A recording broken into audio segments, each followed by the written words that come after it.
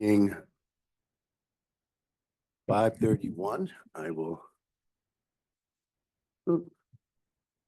open up the Planning Commission meeting for Tuesday, February 18th.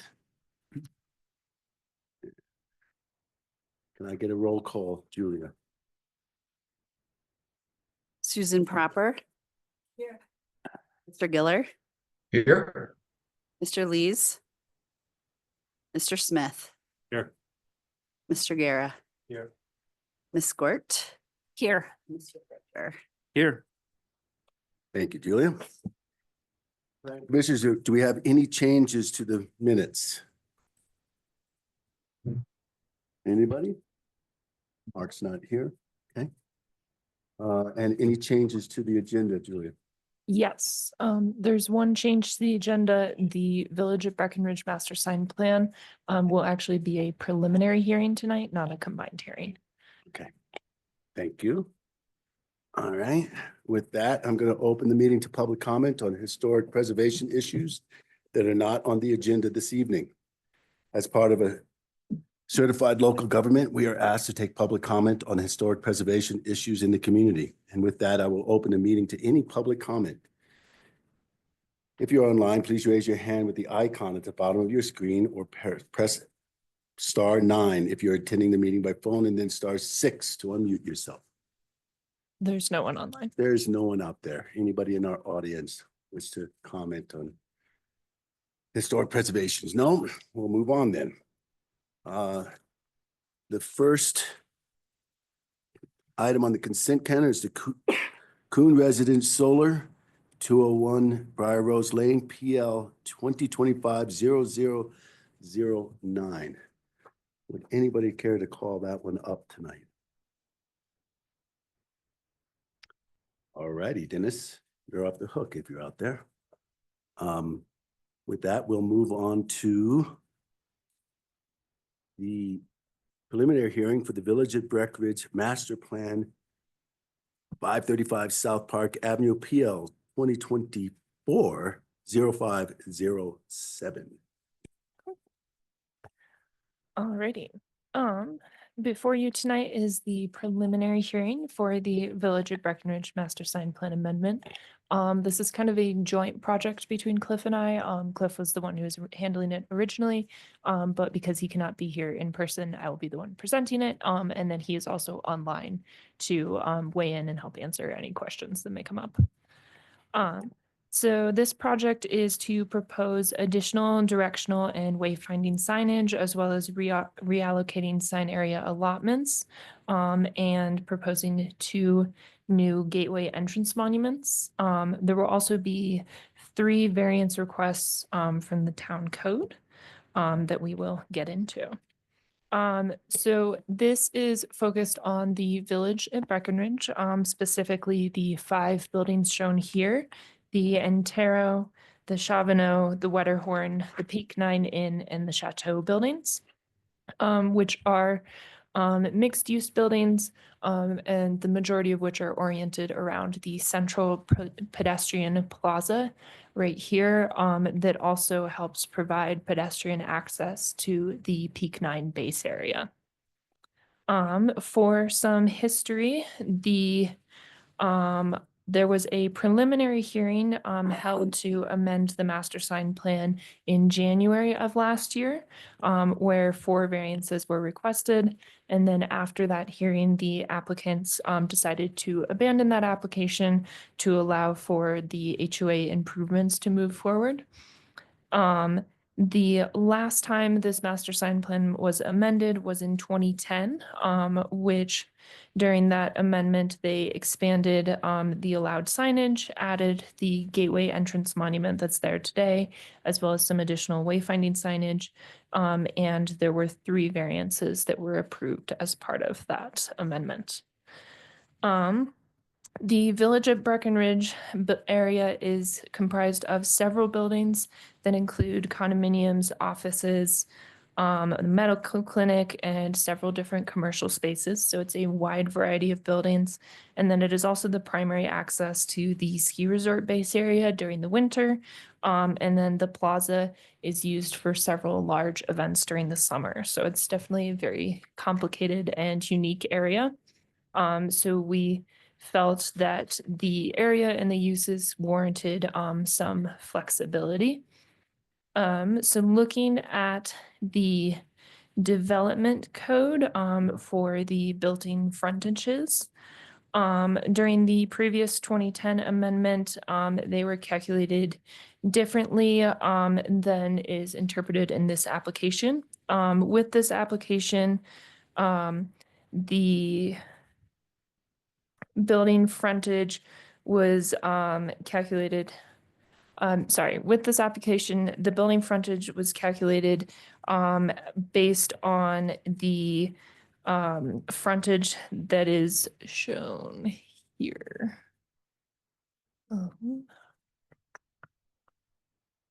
Sorry. So it's based partially on the frontage that is with Park Avenue as well as the frontage to the pedestrian areas. This is similar to the calculation done for Main Street Station. And staff is supportive of this interpretation due to the multiple access easements that run through and around the village property. One of the main ones being a large pedestrian access easement that runs through this plaza to connect the village to the base area.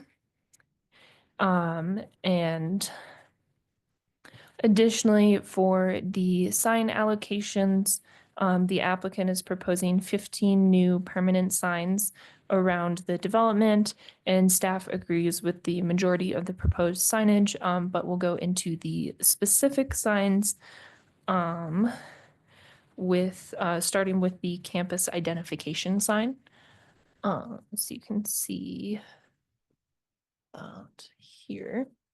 So this is a new campus identification sign, a rendering of which is shown here, and it will be located on the south side of the Peak 9 Inn. It's supposed to be a visual point of contact from the ski resort areas, so you can see the base area, the edge of which is over here, and this will be where the sign is located. For some additional views, you can see those here. The sign code allows hotel and condominium signs to exceed the maximum 20 square feet if it meets several criteria which were listed in the staff report. The main one is that the sign is set back at least 30 feet from the property line, and that the hotel or condominium project has a linear frontage of 100 feet or more and multiple vehicular accesses, of which are not visible from a single location. For those two criteria, which we are proposing the question to you tonight, if it meets those, the sign,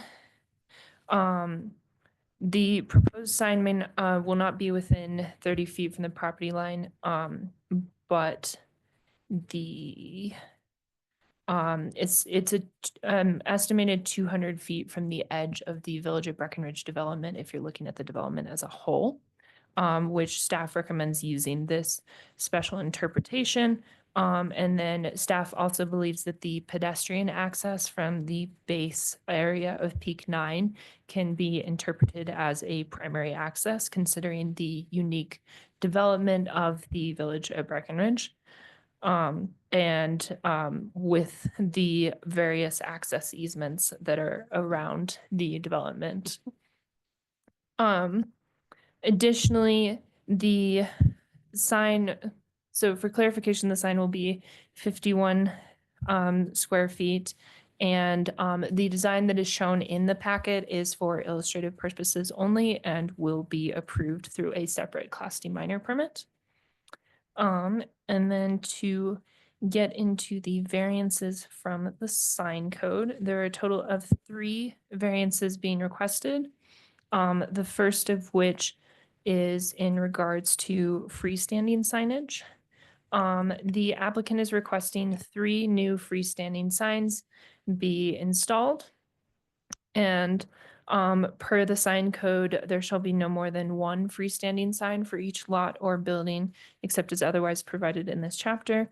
And then the other main point of discussion is no freestanding sign outside the conservation district shall exceed 10 feet in height. This variance was previously approved with the 2010 amendment and needs to be reaffirmed as part of this application. The 3 new freestanding signs are.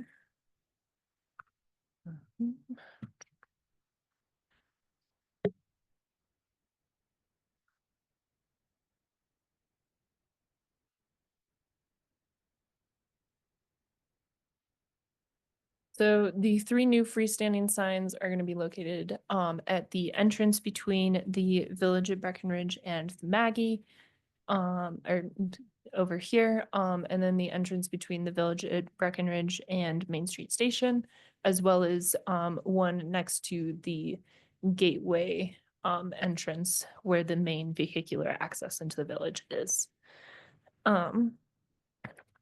The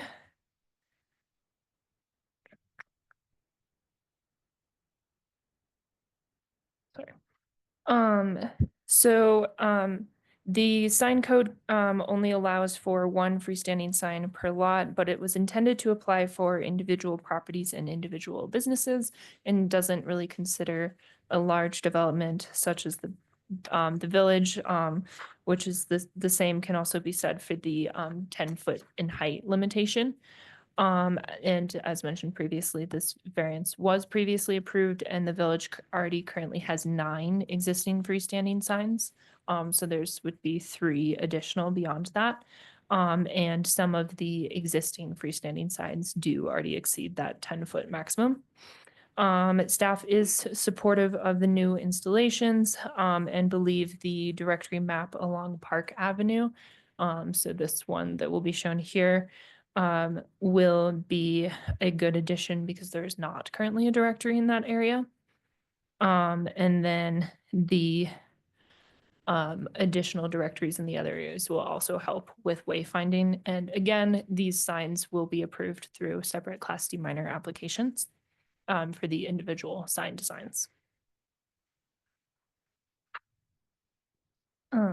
To look at the second variance request for the gateway entrance monuments, the applicant is proposing 2 additional gateway entrance monuments.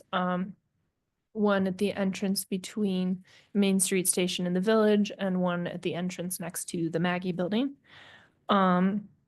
The main restrictions to focus on for gateway entrance monuments is that they shall not exceed 8 feet in height and shall not exceed 20 feet in length.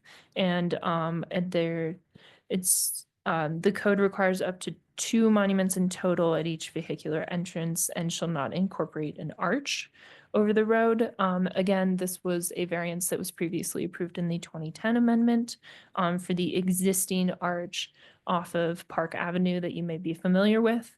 But a reconfirmation and addition to this variance is proposed as part of this amendment. The 2 gateway entrance monuments are also in the same locations as the freestanding directory signage, so they sort of go hand in hand. And you can see an example design shown here. After deliberating, staff recommends using a similar approach regarding the, as discussed with the building frontage of the pedestrian access being very similar to vehicular access in the way that this site is designed, with only having 1 vehicular access point, but several main pedestrian access points. And staff recognizes that this access has year-round utilization with the ski area in the winter and then events in the plaza during the summer.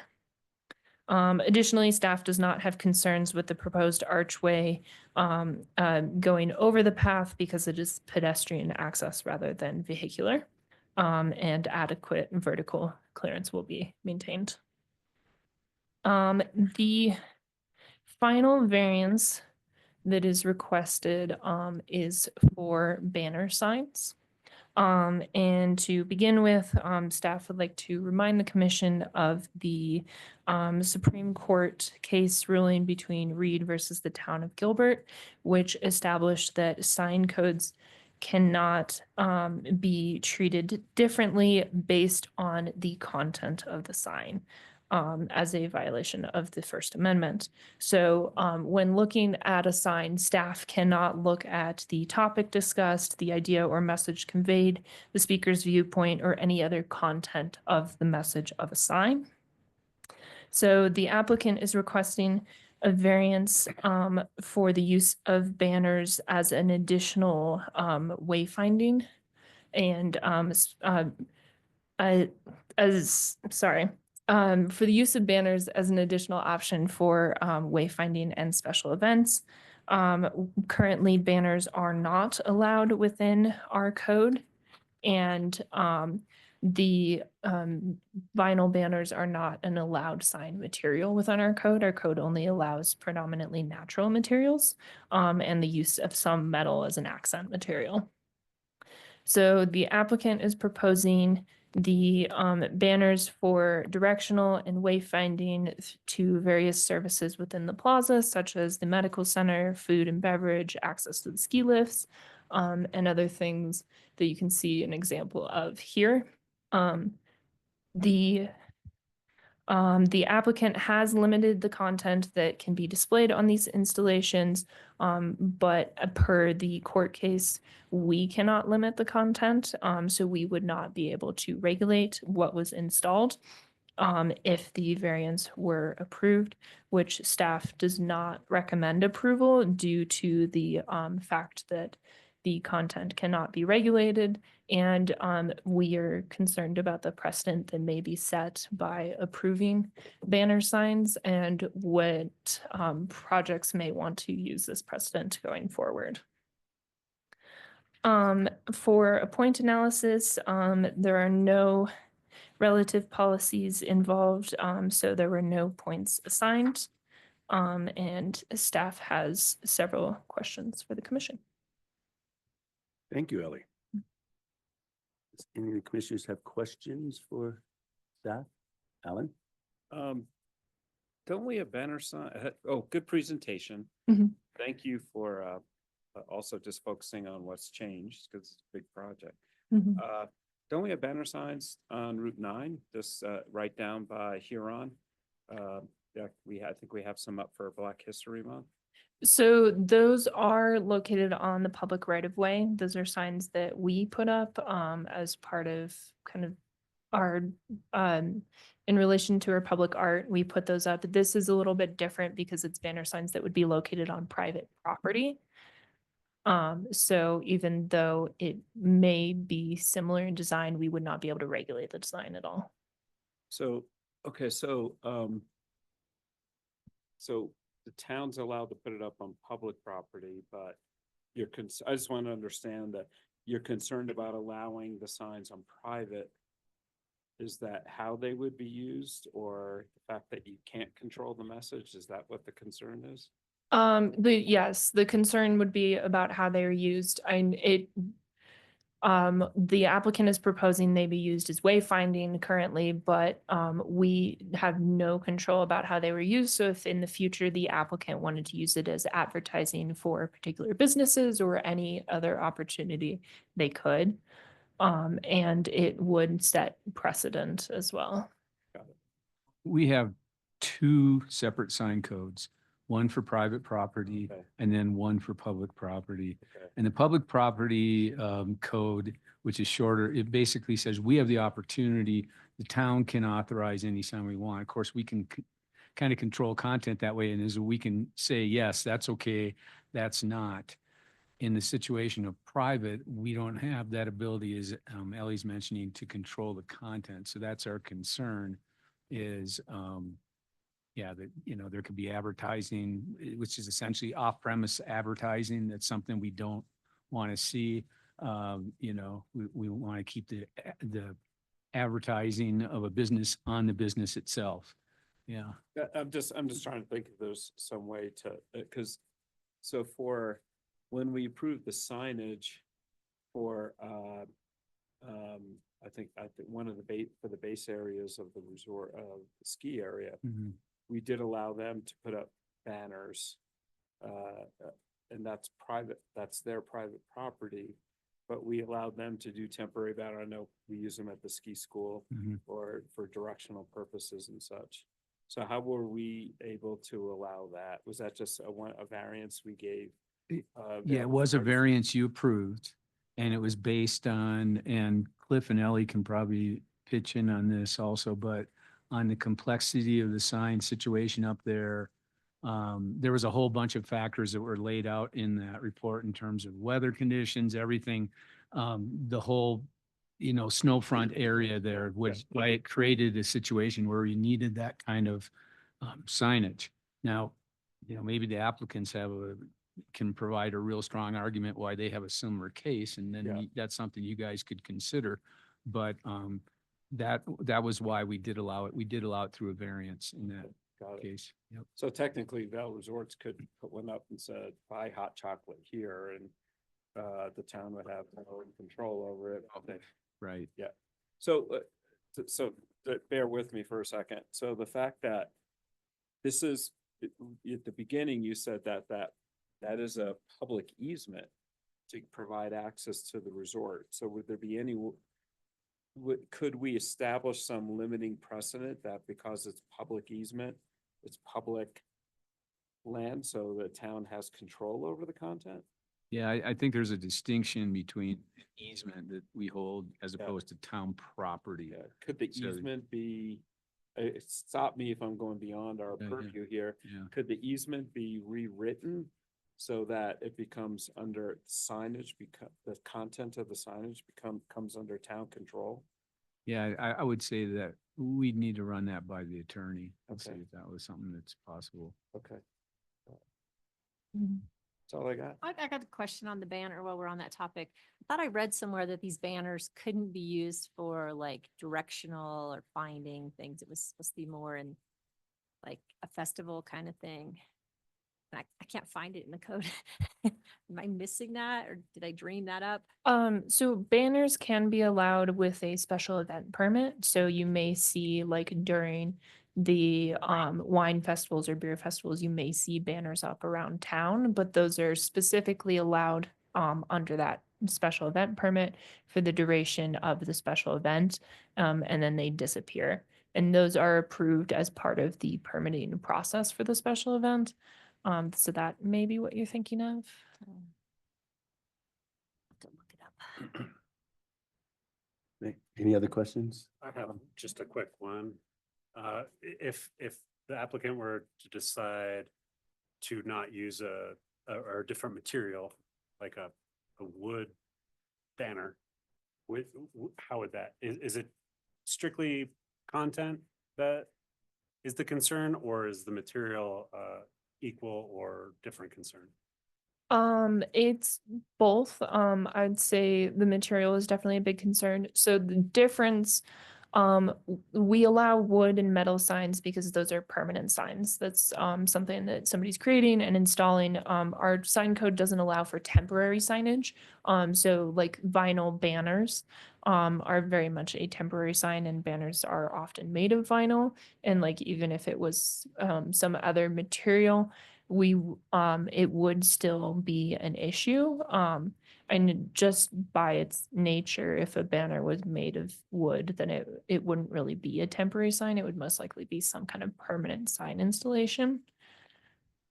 Why I asked is it's very easy to print on metal these days to, make a banner type appearance but just on a metal substrate. Mhm. So it's just more of a general question. Thanks, Matt. Susan? Ellie, two questions. First of all, I was curious how many banner signs they were proposing. I'm not sure about the exact number. Cliff, would you be able to weigh in on that? 1 second, let me look at the matrix. 34 banners. Okay, yeah, so It's 153 square feet. Okay, thank you, Cliff. That's very helpful, because the last time this came around, one of the concerns that I had was the proliferation of signage, and 34 signs is quite a few. The second thing in response to Matt, the use of something like wood, I mean, then we'd have to consider it under the other aspects of the sign code, right? I mean, it's not like, you know, and finally, Alan, on the easement, they're not gonna wanna transfer that land to the town. An easement is just allowing somebody to pass through your property. Oh, I know, yeah, yeah. I was just saying, could the terms of the easement be changed so that, the town had approval of the content of the signs? Well, we did. Oh, Yeah. not the content, no. Yeah, No, no, it would have to At be the- on public land. It at would have this- to be on town-owned land. In order for us to be able to do that. but I was saying if an easement, one thing is an easement allows you to do certain things, so maybe the easement could be the town control, I mean, these are all directional signs, so the town control, as part of the easement, the town can provide directional signs, which may be provided by the applicant, but they're technically under the control of the town, which would allow them to Question control for the. Keely then. I guess just one point of information, Ellie, if you want to go to page, let me get there. 72 of the packet. It shows the location of a lot of the banner, or I guess the light poles themselves. And it does distinguish that quite a few of the light poles would be outside of that easement. I only have the village packet pulled up. Do you know what number that is in Norris Designs 29. 29?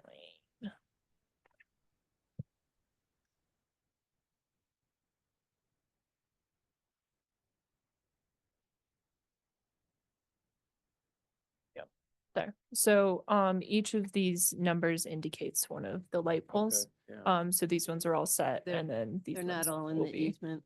decided later. Thank you, Susan. Mike, you have any questions for staff? Unmute yourself. So would you unpack the precedent and others using this as justification to put a banner in? Does that mean a restaurant on Ridge Street could have a banner? Or does that mean a food cart on North? Go ahead.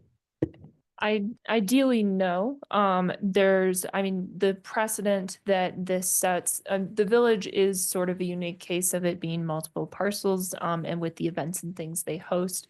It is possible that that precedent would be less likely to be applied to a restaurant on Ridge Street, but say like Main Street Station may come in and say, hey, the village was allowed to do this. We have a very similar design and we would like to use this precedent to do that.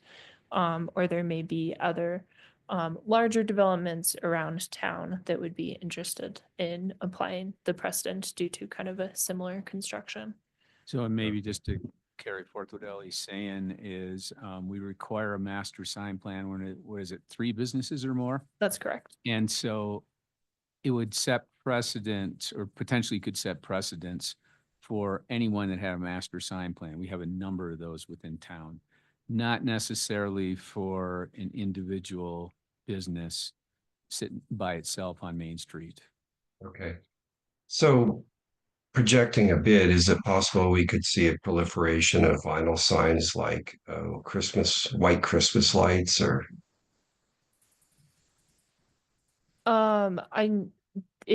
If it was something that was able to use as precedence, then that's possible. Staff is very careful about enforcing our sign code around town, so it would not be something that would pop up overnight. But if this were approved, it could be something that other businesses could apply for as Okay. well, potentially. Okay. That helps my understanding. Thank you.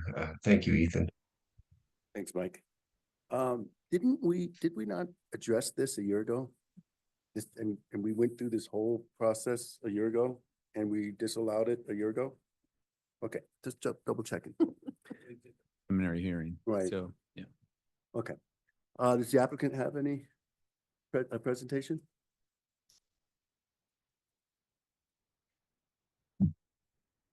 Nathan Nasseri, Executive Director for the HOA.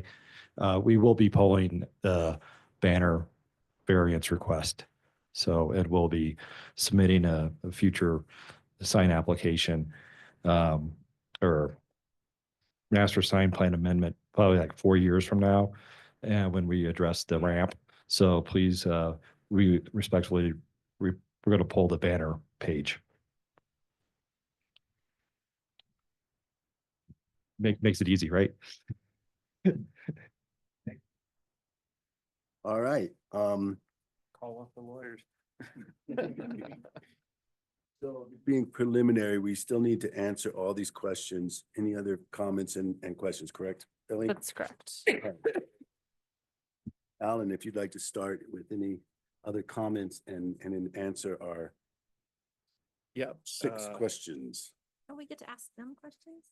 Oh, we do, actually. Sorry about that. Questions? Yep, I apologize. That's all right. I apologize. Jumping ahead of myself. You're so excited. Yeah, we're gonna go home early. Let's start with questions for the applicant. Alan, No questions. All right, I have questions. Can you tell me why you need these archways that are exceeding 10 feet? Because the current design, and I'll be quite honest with you, I don't like those. So You don't like the current design or the archways? the archways. So in our new draft, I don't know, probably speaking out of turn, but when we redesigned we did a design charrette kind of thing over the summer, redesigning the entrance circle. The archway goes because it impedes traffic. So I don't like so when we redesigning the lands in the future, we'll be redesigning those. So wait, you have proposed 3 archway. That's just for concept. But how are we supposed to review your plan if we don't know what your plan is? So with this project, you're reviewing the proposal for an archway in that location. We are not reviewing the exact design of the archway at this time. But they want an arch, so they have to have something connecting. You can't just do 2 signs that are under 10 feet. Like, I guess that's my question. It's just a point of information. So it's a variance from the gateway entrance monument. I think it's policy 47 in the code. This would also allow them to go higher than the 8 feet restriction. So it's not just the archway. Definitely, this is a conceptual design right now, but it allows them a little bit more flexibility in the future. And as Ellie has mentioned, we'll review any permanent installation with a Class D minor when they do figure out that design. Okay, Thank you. Yeah. all right. And then Thanks, I Cliff. guess Thanks, when you Doug. come back, if you can, you have the images of the buildings, but you don't show how the big signs, the 50-foot square foot signs will look. That would be helpful for us too. Which sign? The huge ones, The campus one, this, ones on slide. The campus sign. The one on the Peak 9 Inn. The new one or the existing one? conceptual. The bottom of Quicksilver picture. Okay, yeah, that's so the architect designed that, and that's our current logo. So per Ellie's presentation, we will be coming in with a Class D minor for the actual design of it. So I guess we're just allowing for the square footage of it now. Okay, I guess like image 1, image 2, image 3, it shows arrows of where it's going to be, but it'd be nice to see kind of how that's going to look from Quicksilver Super Chair, other places. Okay, Suggested. with the minor D, we'll make sure that's included. And just to clarify, you guys will not see that. That just comes to staff. Okay. I think that's all my questions. Yeah, thank you. Thank you, Elaine. Alan, did you have any questions for the applicant? No, it's still on. You're going that way. I have no questions. No questions. Mike? Questions, thanks. No questions? I have no questions. Thank you. Thank you very much. All right, now we'll go to comments and answering the questions. I guess we can delete question 4. Requesting a variance, so we don't need to answer that, but all the other questions still apply, correct? Did we already open it for public hearing? Comment? Boy, I'm ahead of myself all over the place. Sorry about that. I will open it for public comments. Please raise your hand with the icon at the bottom of your screen or press *9 if you're attending the meeting by phone, and then *6 to unmute yourself. There's no one online. All right, we'll pass by that one then. Thanks. Thank you. Too much skiing today. So we will go down to comments and answered questions. Mike, you want to start us off? Sure. On number 1, I agree. On number 2, freestanding signs, 3 versus 1, I say no. I remember how hard Chapin worked to manage freestanding signs that proliferated a few years ago. And I don't think we let the cat out of the bag here. Regarding 3, the archway, yes, I do support a variance for pedestrian access. Yes, I agree entirely with staff that banner signs should be denied. Number 5, it would be ready for a final with the above mentioned notes. And number 6, previously when we looked at this, I thought there was from a design perspective, an overdependence upon signage where they could use actual visual cues to help manage and guide people. Thanks. Thank you, Mike. Susan? Okay, on question 1, I agree. On question 2, I understand Mike's concern, but given that I think we've already said okay to this previously, I feel we need to be consistent. Question 3, I agree. Question 5, yes, I think it's ready for final hearing. And I have no additional comments. Thank you, Susan. Susan, question 4. Question 4, we're skipping. Withdrawn. Thank you. Never mind. Yes, Good question deal. 1, I agree. 2, I agree. The property is large enough to accommodate a couple more freestanding signs in my opinion. Question 3, I also agree, and I don't have any comments, and yeah, final hearing is they're ready. Great. Thanks, Matt. Elaine? Okay, so I agree with number 1. Number 2, I also agree. Number 3, I'm not sure I agree with the archways. So I guess then I'm a no on that. And then 4 is redacted. 5, I think it's ready for final hearing, and 6, no comments. Okay, thank you. Alan?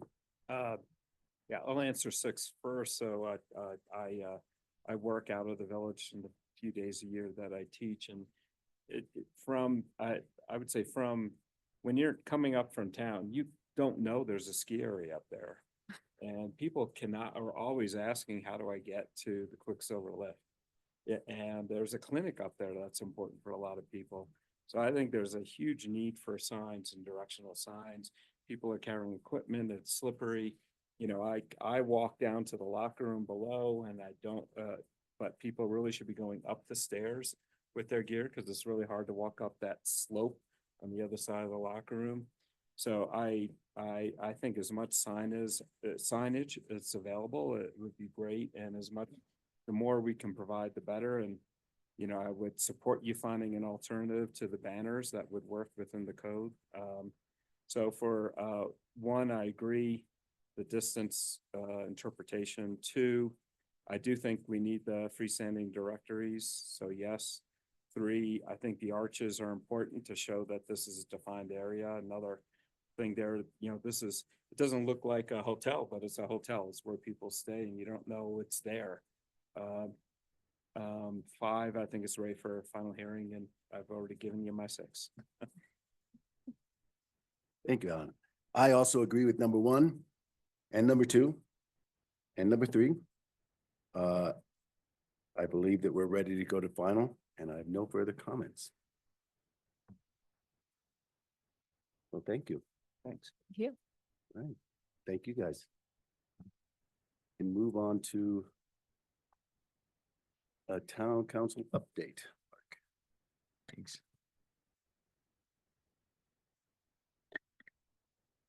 So the council had last week a couple things. One, they held a little special meeting before the start of the first one because time was of the essence.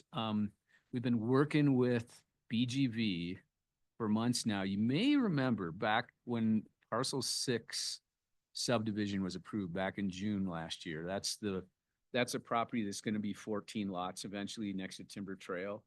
That first that had to be split off into, because it's several parcels right now that are all meets and bounds descriptions. It's never been subdivided.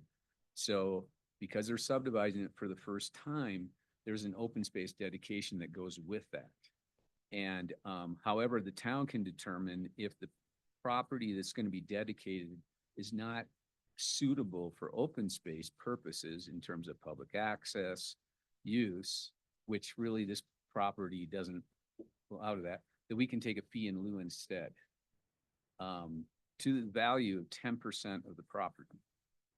And as you can imagine, it's a pretty valuable chunk of real estate that's up there at the end of Timber Trail. So we've spent the last 8 months essentially going through a process of getting an appraisal prepared for the town that identifies a value for it. Then, of course, BGV provided a counter appraisal of what their value was. They felt it was. And the town council has been going through negotiations for a number of months now to get to a point where finally last Tuesday in the special meeting, the council approved a settlement agreement with Mike Dudick and Brett Grand Vacations. And we are going to receive basically a check for $2 million to go towards open space and park purposes. So it's likely that the BOSAC will be making recommendations on using that money and likely to be for open space acquisitions. The money does not have to come in immediately. He'll be doing a letter of credit immediately by January 1st, 2028. They have to provide the $2 million. However, if they sell the first 8 lots prior to that, when the 8th lot is sold, then the $2 million needs to come to us whenever that is, if it's in 6 months, whatever. And we get little pieces of the first 2 lots and then the next 5 in terms of when each one is sold, a little bit of that money comes to us. But in no case can it go beyond January 1st of 2028 when the entire amount will be have to be paid. The other thing that the council added in, it was kind of there was a little, negotiating, right, on this thing. And what the council asked for in addition was that BGV had made a prior commitment to paying $2 million to the Soul Center for construction of the Soul Center. And part of that agreement was that by Valentine's Day, the Soul Center received their $2 million. Because the way the development agreement read, it said it shall be provided within a reasonable time frame, which left it open entirely to interpretation. And so this is really helpful for the Soul Center, who is going to, have to, do another loan to cover, the cost of construction if they, or build that into their construction loan if they didn't get that money pretty soon. And so basically what they've said is that has satisfied their fundraising that they needed to complete the Soul Center, which is huge for Building Hope and the FERC. So that was another piece of that was added on as part of those negotiations. So, but it's a real windfall for, open space for the town in that. That was exciting to see that happen. And it's not something we typically see. We just don't have, number one, we don't have that many subdivisions of land. The other thing is that where we have had large subdivisions before, we've had land dedications. Like, for example, Highlands is the best example of that. When the Highlands was subdivided, over 10% of the land was dedicated as open space. A lot of it was golf course, but there was also other private parcels of open space throughout the Highlands. So anyway, yeah, so. So was there going to be, had they set aside some open space within that new those 14 lots, or? No, they were gonna have to find open space elsewhere to dedicate? No, they they pretty much knew in our discussions, it was gonna need to be a payment in lieu. Oh, okay, got it. Instead of that. So it's not like there's space up there that is now, they want to add more lots, or there's nothing up there. Okay. No, yeah. Got it. So, yeah, so anyway, that was, like I say, a good windfall for the open space program and great opportunity for us. Mark, I have a curiosity. Yeah. So has that parcel been transferred to BVG from Vale? Yes. That's already gone through, and the, Well, I think that happened, honestly, last Thursday after this deal was done. They've been waiting for that, so, for this and then, piece to be done before they could move forward. and is that when the density was transferred? Yeah. So my question, and this is a curiosity thing, if the appraisal was done assuming that they would take ownership and that it would have density, because it would appraise differently. Yeah, it was, the appraisals were done, both of them by both parties, with the assumption that the density would be on the property. That's what I assumed, but it was just a question to me. It's like, well, if But they're like the- appraising a piece of property that has no density, No, well, yeah. how were and- they? And of course, that, they negotiate. That's what I was thinking. In early discussions, that point was brought up is like, well, there's no density, That's exactly what I was wondering, if Dudek tried to say that. Well, if you read the provisions in the code, it's in the subdivision standards. It actually says that you base it on the assessor's value unless the town objects to that. And we vehemently objected to that because the assessor's value was like, $70,000 or something like that. That's what I was Because- curious about. I was like, wait a Yeah, minute. because there was no density on No it. density. Yeah. Yeah. So, but obviously the development agreement bestowed, Right. 14 units of density on it. So. What was the in appraisal master amount? plan? Appraisal Do amounts, something? you know, Was it 20 million, right? But they settled for 2 million. That's what yeah, I I prefer not to get into those discussions in the meeting just because, there was a settlement and all that. So. They also, both parties agreed not to sue each other over this so they can just move forward. It obviously allows BGV the opportunity now to go ahead. We assume, very soon they'll be coming back with a subdivision of the 14 lots there that you guys will be seeing. So that'll be, I would guess, something in upcoming months, because obviously that's one of the big revenue drivers for the whole project.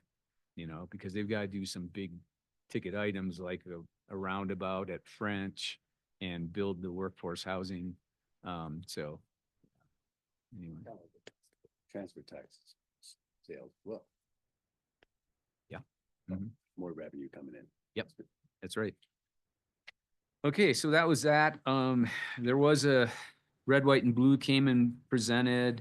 They've got, I think there's a bond issue on the ballot. They're talking about the upcoming No, year no here level. for, and then, Ellie had the second reading on that Big Sky unit, which sailed right through for conversion from office to workforce on Ridge Street, and then lighting code modifications were approved on second reading. Cucumber Creek Estates. So that's the property up behind the Nordic Center. And it was developed a few years ago, and there's, single family and mainly duplexes back there. That's all under a big master plan. There's still about 3 acres of property that hasn't been developed. I think there's maybe 6 lots of density there still.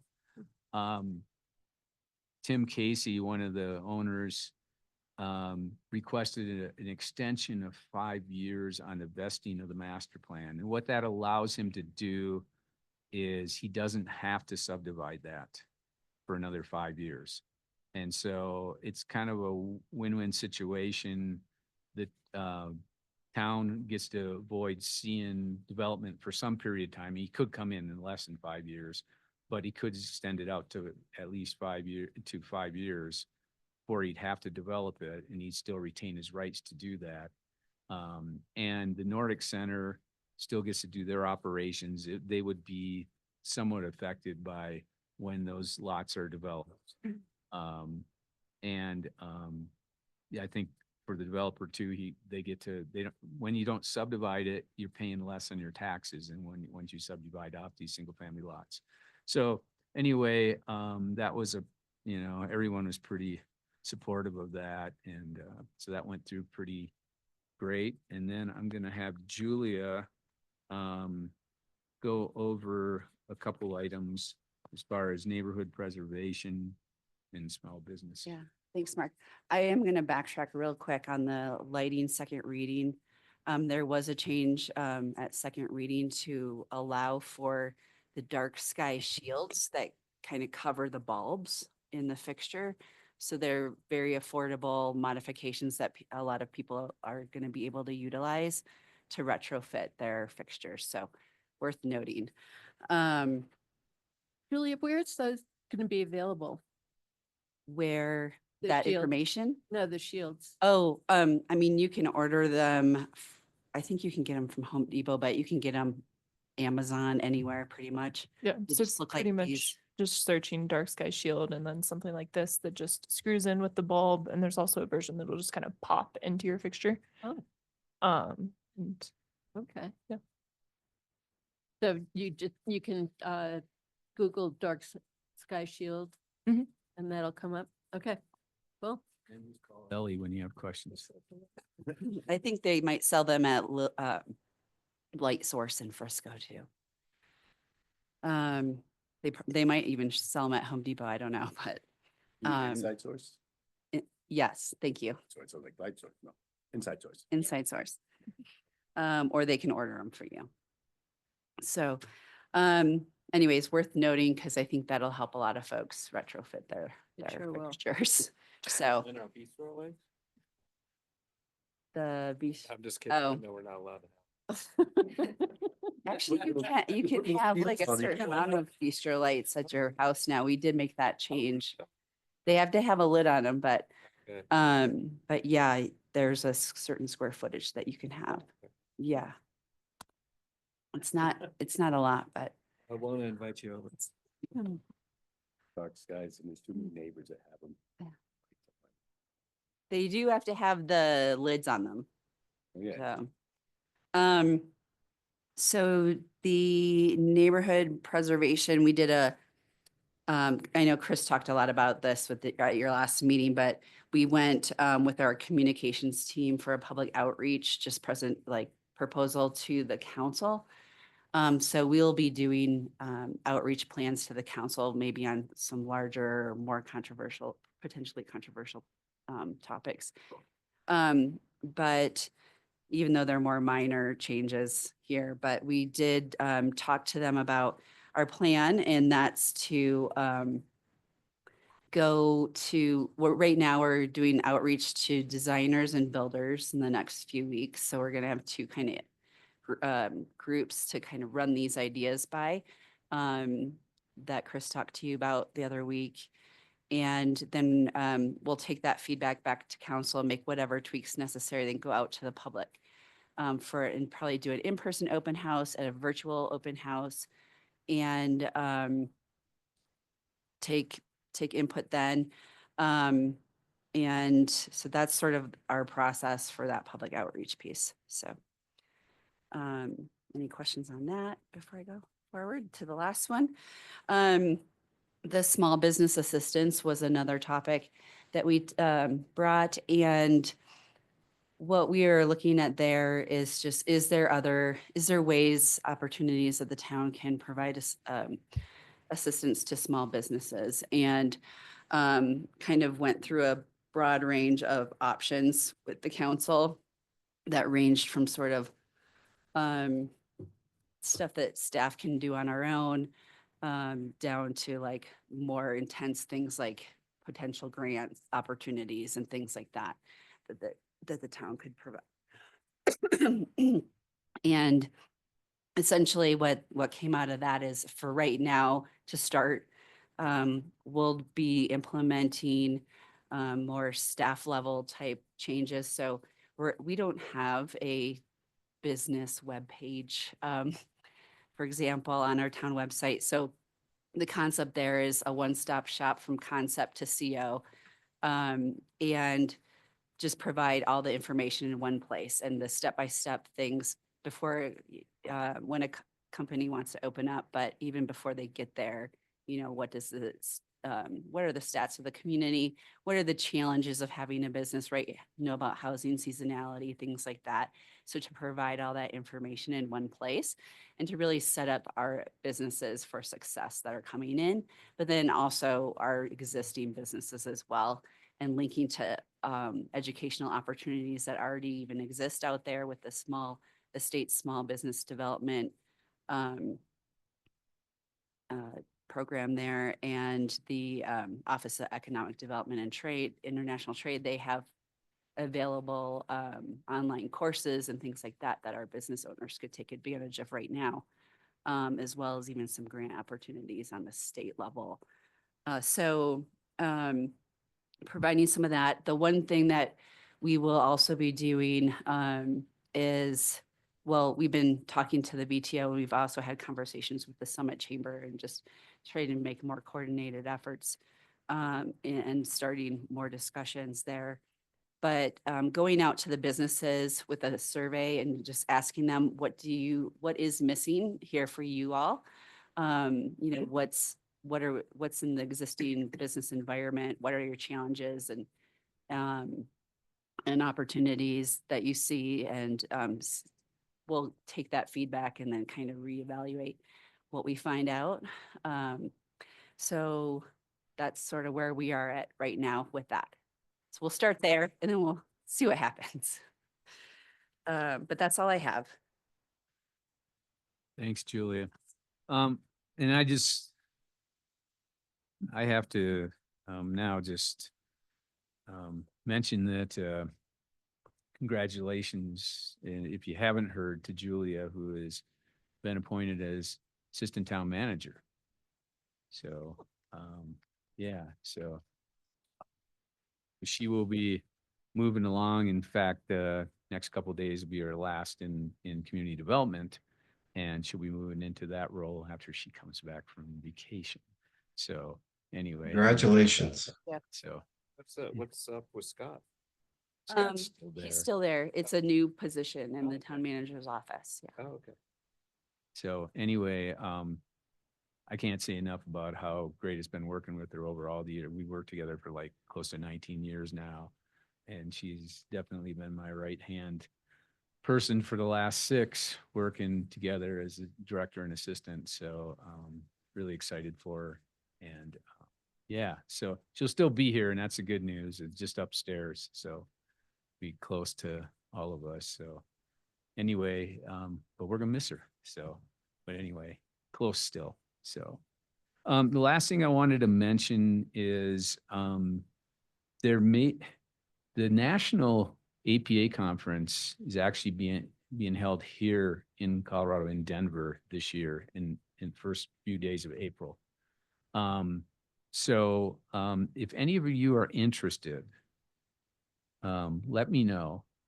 And we'll see what we can do. I don't, it depends on how much interest we have in terms of the cost, because I'm not sure if we can get discounted rates for planning commissioners, how that works. It doesn't show up on their website, but we definitely would like to make that opportunity available to some of you if you're interested.